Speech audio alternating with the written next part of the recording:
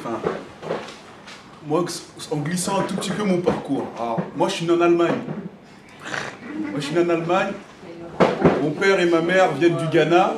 J'ai vécu en Allemagne jusqu'à mes 3 ans. Ensuite, comme mon père aimait beaucoup voyager, on est retourné au Ghana.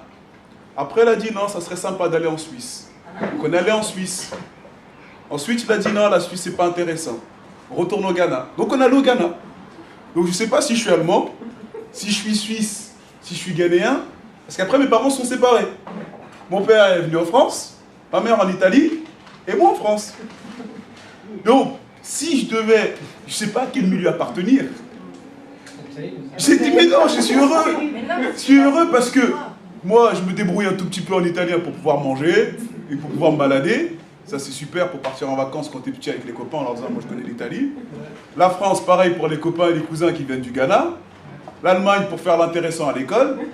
L'anglais, parce qu'au Ghana, la langue officielle, c'est l'anglais. Donc, je suis un peu tout ça.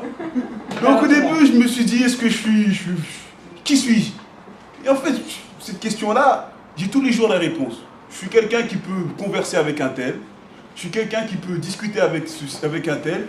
Et en même temps, souvent, par exemple, quand j'ai dit que je voulais raconter des histoires, on m'a dit, ah, un conteur africain. J'ai dit, mais qu'est-ce que j'ai d'Afrique? Alors, une chose, effectivement, je ne sais pas par quel moyen, je parle le tui, la langue que mes parents m'ont transmise. Je parle l'anglais, parce que c'est une langue qui a été transmise par les... Je baragouine l'italien, parce que c'est important de bien manger en Italie, donc ça c'est important.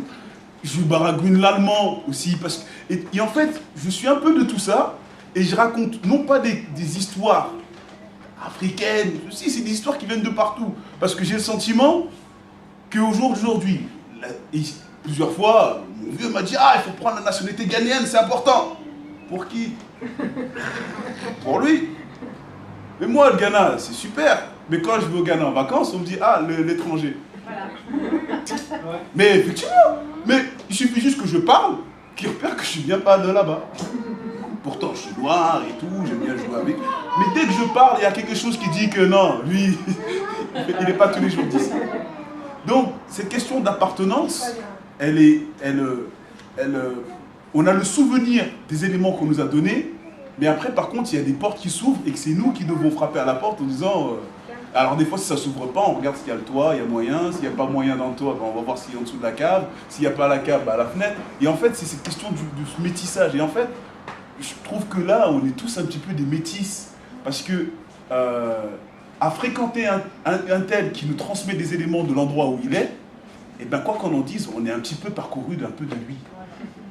Alors c'est ça qui fait que cette société française, eh ben, elle ne veut pas trop des fois. Mais des fois, elle dit oui, je veux. Et c'est effectivement, tout à l'heure, vous parlez d'un exemple, il y avait ceci et cela, il y avait au milieu là. Et on est souvent au milieu. Mais c'est génial d'être au milieu. C'est génial. Parce que quand on n'est que à gauche, c'est trop compliqué. Quand on n'est que à droite, on est au milieu, on peut regarder les deux côtés. Et je trouve que c'est pour ça qu'on a un coup. Le coup, il peut... Sinon, on va me faire voir. Ouais, mais c'est... Voilà, je sais pas pourquoi, mais c'était un peu une histoire, ça aussi. Voilà.